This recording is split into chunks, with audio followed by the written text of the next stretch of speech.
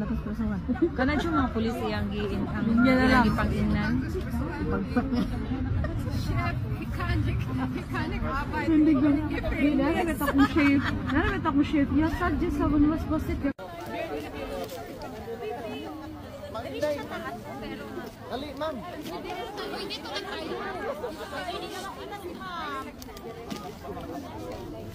Good afternoon, ma'am. Bapa kay ka, ma'am. Yes. Nakita din ba tayo kahapon? Yeah. Ano talaga to? Kami, hindi kami nakakita kasi wala kang kahapon, ma'am. Pagbisita ninyo dito sa Jahig. Si Jenny.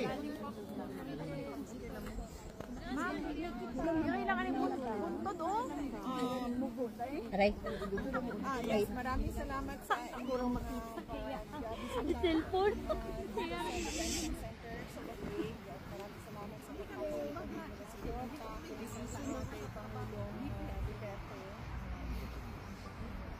Yes, so galing ako doon sa kanya sa loob at ang diskusyon namin ganun pa rin na kukulong pa rin.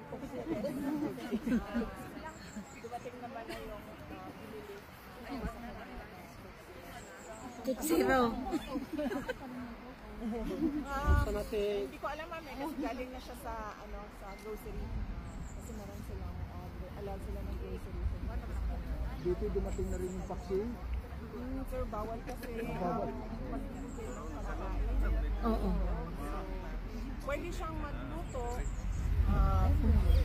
I-encourage ko siya kanina. Sabi ko, Papa, magluto ka na lang. And then sabi niya na, I cannot even boil water. May lutuan din po sa facility.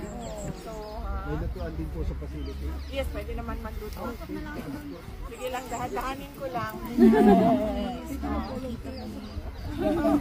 Unfortunately, ma'am, sila lang din yung pwedeng magluto ng pagkain.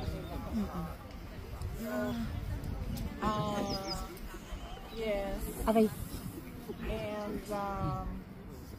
And he said na sabi ko, maraming tao sa labas nag-aantay, so anong mensahe mo sa kanila? And then he said na ang message ko ay, if you are angry, you are allowed to say almost anything, and that is okay. Problem is, hindi siya marunong mag-operate. Pero alam niya.